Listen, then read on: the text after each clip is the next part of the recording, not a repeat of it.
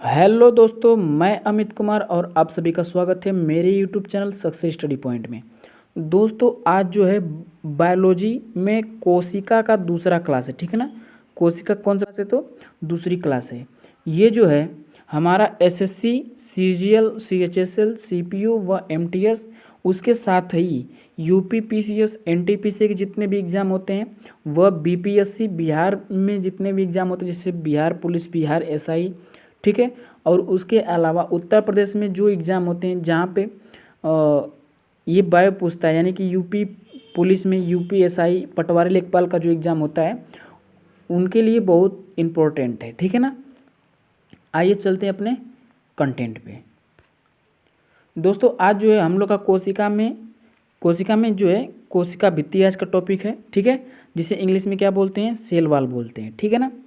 अगर मैं बात करूं कोशिका भित्ति की, तो यह जो कोशिका भित्ति होता है यह सेलुलोज का बना होता है, ठीक है ना। और यह केवल पादप में पाए जाते हैं, यानी कि जो पेड़ पौधे होते हैं केवल उनमें पाए जाते हैं, ठीक है ना। यह पेड़ पौधों को सुरक्षा देता है, ठीक है ना। क्या करता है? ये पेड़ पौधों को प्रोटेक्ट करने का कार्य करता है। उसके बाद अगला पॉइंट, जीवाणु एक पादप होता है जिसकी कोशिका भित्ति किसकी बनी होती है? तो पेप्टिडोग्लाइकेन की बनी होती है। किसकी बनी होती है? तो पेप्टिडोग्लाइकेन की बनी होती है, ठीक है। नेक्स्ट पॉइंट, कवक कोशिका भित्ति काइटिन की बनी होती है, ठीक है ना।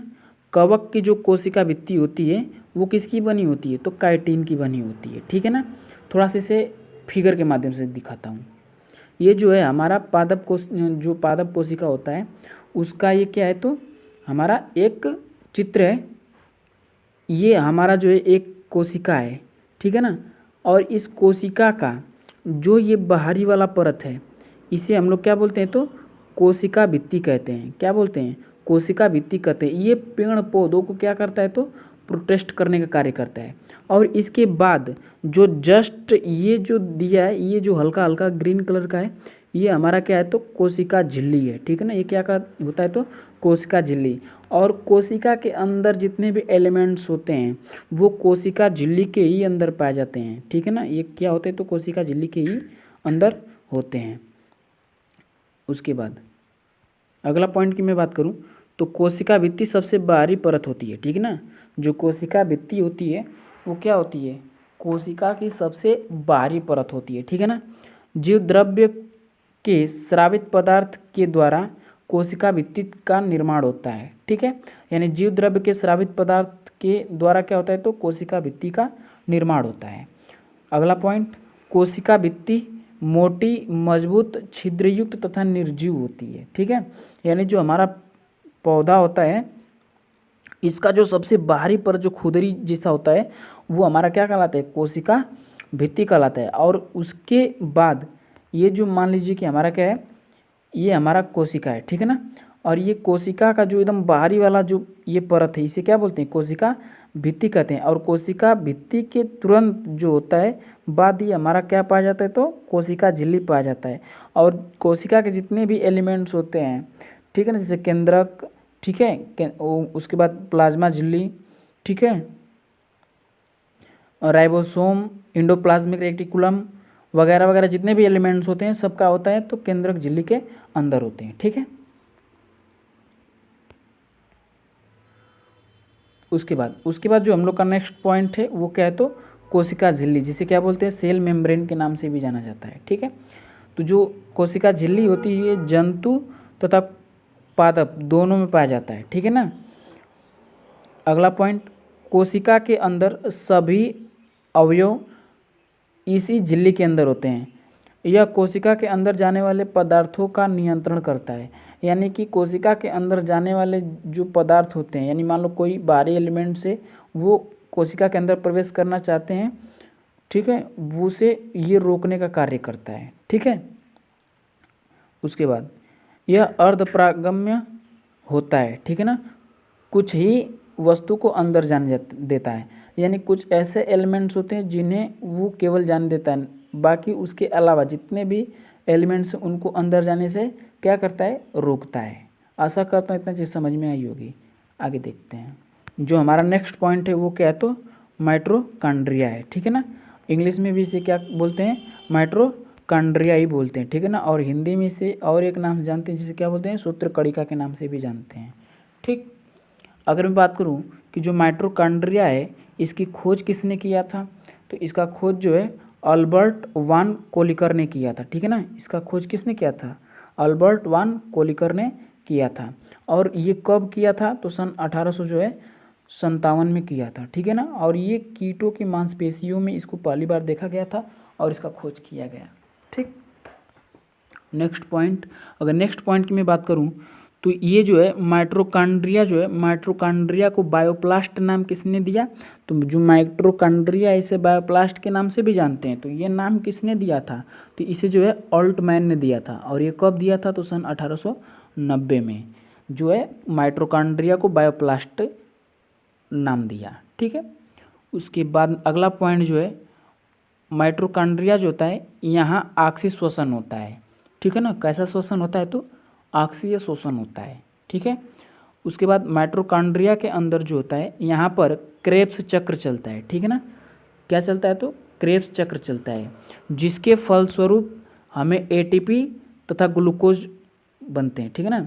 जिसके फलस्वरूप एटीपी तथा ग्लूकोज का क्या होता है, निर्माण होता है, ठीक है। जिससे क्या होता है, हमें ऊर्जा मिलती है, ठीक। जिससे हमें क्या होता है, ऊर्जा मिलती है। इसी कारण इसे कोशिका का पावर हाउस या शक्तिगृह कहते हैं, ठीक है। इतना अच्छे समझ में आया होगा। उसके बाद अगला पॉइंट जो है माइटोकॉन्ड्रिया के आंतरिक दीवारों को, जो माइटोकॉन्ड्रिया है इसके आंतरिक दीवारों को क्या बोलते हैं, तो क्रिस्टिक कहते हैं, ठीक है ना। क्या कहते हैं, क्रिस्टिक कहते हैं। आशा करता हूँ इतना चीज़ समझ में आई होगी। जो माइटोकॉन्ड्रिया होता है जिसे क्या अदर नाम से, किस नाम से जानते हैं, तो ये जो है सूत्रकणिका के नाम से भी जानते हैं, ठीक है ना। इसका जो माइटोकॉन्ड्रिया का अन्य नाम क्या है, तो कोशिका का पावर हाउस भी कहा जाता है, ठीक है ना। यानी जो माइटोकॉन्ड्रिया होता है इसे कोशिका का क्या कहा जाता है, तो पावर हाउस कहा जाता है, ठीक। उसके बाद माइटोकॉन्ड्रिया के मैट्रिक्स में कोशिकीय श्वसन पूर्ण होता है, ठीक है ना। यानी कि माइटोकॉन्ड्रिया के मैट्रिक्स में कोशिकीय श्वसन पूर्ण होता है। अगला पॉइंट, माइटोकॉन्ड्रिया में अक्षीय शोषण होता है। कैसा शोषण होता है, तो अक्षीय शोषण होता है, ठीक है। अगला पॉइंट, ग्लूकोज का पूर्ण ऑक्सीकरण होता है। यानी कि ग्लूकोज का क्या होता है, पूर्ण ऑक्सीकरण होता है। अगर पूछे ग्लूकोज का सूत्र क्या होता है, तो क्या होता है, C6H12 और O6 होता है, ठीक है। उसके बाद जो ग्लूकोज होता है ये ऑक्सीजन की उपस्थिति में क्या होता है, तो टूटता है। और जब ये ऑक्सीजन की उपस्थिति में टूटता है तो ये जो है 38 एटीपी का क्या करता है, तो निर्माण करता है। एटीपी क्या होता है, तो एडेनोसिन ट्राइफॉस्फेट होता है, ठीक है ना। इसका क्या होता है, निर्माण होता है।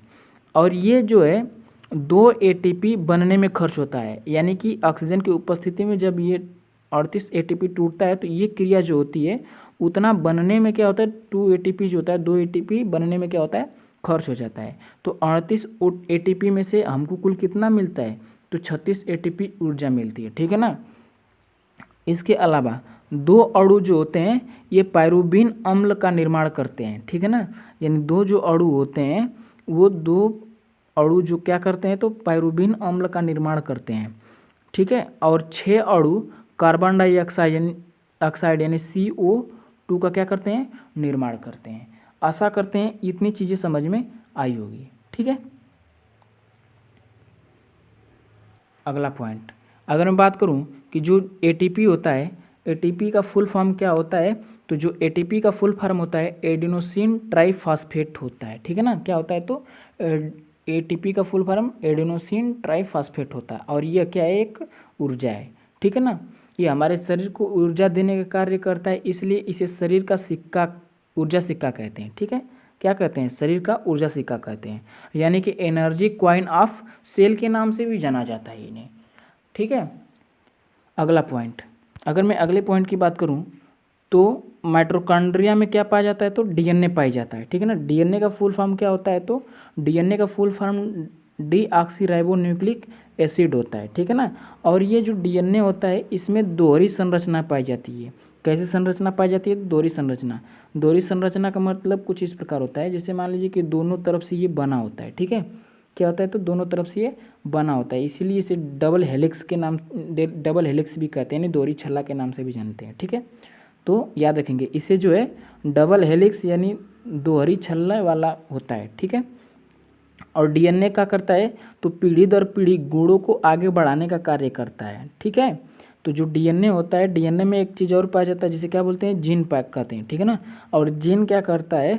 ये पीढ़ी दर पीढ़ी गुणों को आगे बढ़ाने का कार्य करता है। मान लीजिए कि पिताजी हैं, मान लीजिए कि कोई लड़का है, उसके जो पिता मान लीजिए कोई है, ठीक है ना, तो ये पिता का गुण जो है बेटे में आ जाता है। ये गुण जो होता है ये किसके कारण होता है? तो डीएनए के कारण होता है। और डीएनए में कौन कार्य करता है? तो जीन आता है, जो जीन पाया जाता है, जीन के कारण ही गुण जो होते हैं पीढ़ी दर पीढ़ी आगे बढ़ते हैं। आशा करता हूँ इतना चीज़ समझ में आई होगी। उसके बाद अगर मैं नेक्स्ट पॉइंट की बात करूँ तो नेक्स्ट जो टॉपिक है वो क्या है? तो अंतःप्रद्रव्य जालिका, जिसे इंग्लिश में क्या बोलते हैं? तो इंग्लिश में हम लोग इसे बोलते हैं एंडोप्लाज्मिक रेक्टिकुलम के नाम से भी जानते हैं, ठीक है। क्या कहते हैं? तो एंडोप्लाज्मिक रेक्टिकुलम के नाम से भी जानते हैं, ठीक। यह कोशिका के अंदर से आंतरिक सहायता देता है, यानी कोशिका के अंदर ये क्या करता है? तो कोशिका के अंदर जो होता है आंतरिक सहायता देने का कार्य करता है, ठीक है। अतः इसे कोशिका का आंतरिक कंकाल कहते हैं, ठीक है। यानी कि कोशिका के अंदर जो एंडोप्लाज्मिक रेक्टिकुलम पाया जाता है उसे क्या बोलते हैं? कोशिका का आंतरिक कंकाल बोलते हैं। बहुत ही इंपॉर्टेंट है, ये क्वेश्चन पूछ चुका है, ठीक है। और जो एंडोप्लाज्मिक रेक्टिकुलम है ये जो है 2 प्रकार का होता है, ठीक है ना। कितने प्रकार का होता है? तो 2 प्रकार का होता है। उसमें जो पहला हमारा है तो क्या होता है? तो स्मूथ यानी चिकनी जो होता है एंडोप्लाज्मिक रेक्टिकुलम होता है, अर्थात हम इसे हिंदी में क्या बोल सकते हैं? चिकनी अंतःप्रद्रव्य जालिका बोल सकते हैं, यानी स्मूथ एंडोप्लाज्मिक रेक्टिकुलम के नाम से भी जानते हैं, ठीक है। और दूसरा जो होता है हम लोग का, दूसरा कौन सा होता है? तो रफ एंडोप्लाज्मिक रेक्टिकुलम यानी खुरदरी अंतःप्रद्रव्य जालिका के नाम से भी जानते हैं, ठीक है। उसके बाद अगर मैं बात करूं, जो एंडोप्लाज्मिक रेक्टिकुलम है ये आकार के आधार पे, किसके आधार पे? तो आकार के आधार पर कितने प्रकार का होता है? तो 3 प्रकार का होता है।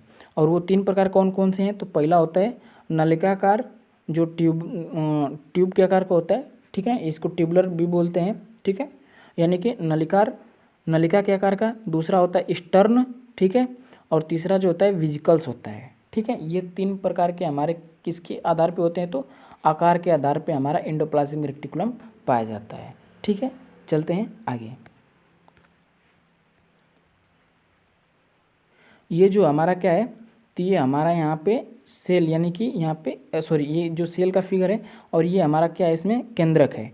तो केंद्रक के बाहर जो ये पाया जाता है ना, ये क्या है हमारा? तो ये रफ हमारा जो ये ऐसे ऐसे जो दिख रहा है ये हमारा रफ एंडोप्लाज्मिक रेक्टिकुलम है, ठीक है ना।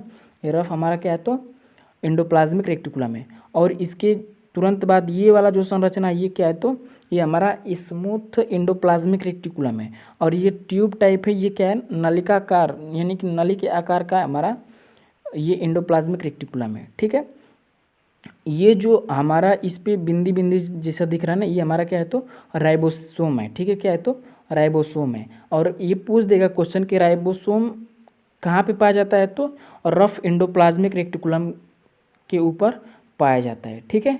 आशा करता हूँ इतना चीज़ समझ में आई होगी। आगे देखते हैं। अगर मैं इसके बारे में बात करूं तो जो स्मूथ एंडोप्लाज्मिक रेक्टिकुलम होता है यह क्या करता है? कार्बोहाइड्रेट तथा वसा का क्या करता है? निर्माण करता है। उसके अलावा कोशिका में विषाक्त पदार्थ, जो हमारे विषैले पदार्थ होते हैं, उनको निष्क्रिय करने का कार्य कौन करता है? तो स्मूथ एंडोप्लाज्मिक रेक्टिकुलम कार्य करता है, ठीक है। जो हमारा रफ एंडोप्लाज्मिक रेक्टिकुलम है ये क्या करता है? तो इस पर राइबोसोम होता है, मैंने फिगर में दिखाया। ये हमारा जो है खुदरी, ये जो है हमारा रफ एंडोप्लाज्मिक रेक्टिकुलम है, इसकी जो बाहरी परत यानी जो ये हमारा बिंदी बिंदी सा दिख रहा है ना, ये क्या है? हमारे राइबोसोम है, ठीक है। और ये जो खुदरी यानी कि रफ एंडोप्लाज्मिक रेक्टिकुलम है यह क्या कार्य करता है? यह प्रोटीन के निर्माण में सहायक होता है और प्रोटीन संश्लेषण में क्या करता है, मदद करता है। ठीक है, इंसुलिन स्रावित करता है या इंसुलिन श्रावण में भी मदद करता है। ठीक है ना। और इंसुलिन की कमी से, यानी जो इंसुलिन होता है इसकी कमी से कौन सी बीमारी होती है, तो याद रखेंगे इंसुलिन की कमी से डायबिटीज़ होता है। क्या होता है, तो डायबिटीज़ होता है। ठीक है ना। और मैं बीमारी का एक अलग से क्लास लूँगा। ठीक है, तो ये क्या होता है, तो डायबिटीज़ किसकी कमी से होती है, तो इंसुलिन की कमी से होता है। ठीक है, आशा करता है इतना चीज़ समझ में आई होगी। चलते हैं आगे। ये हमारा फिगर है। ठीक है, ये हमारा क्या है, पूरा कोशिका है। कोशिका के अंदर ये जो है हमारा क्या है, तो हमारा न्यूक्लियस है यानी केंद्रक है। केंद्रक के तुरंत बाहरी वाला जो ये हिस्सा है ये हमारा क्या है, तो रफ एंडोप्लाज्मिक रेक्टिकुलम है। और इसके जो ऊपर ये छोटे छोटे बिंदी है ये हमारा क्या है, तो राइबोसोम है। ठीक है ना, क्या है, तो राइबोसोम। और ये जो है हमारा ये जो हमारा है क्या, तो स्मूथ एंडोप्लाज्मिक रेक्टिकुलम है और इसके बारे में मैंने पीछे बता चुका है। अगर वीडियो अच्छी लगी हो तो प्लीज़ लाइक करें, कमेंट करें और शेयर करना ना भूलें। और साथ ही में हमारे चैनल को सब्सक्राइब कर बेल आइकन की घंटी को ज़रूर दबाएं ताकि हमारा नए आने वाला वीडियो का नोटिफिकेशन सबसे पहले आप तक पहुँचे। ठीक है, थैंक यू, जय हिंद।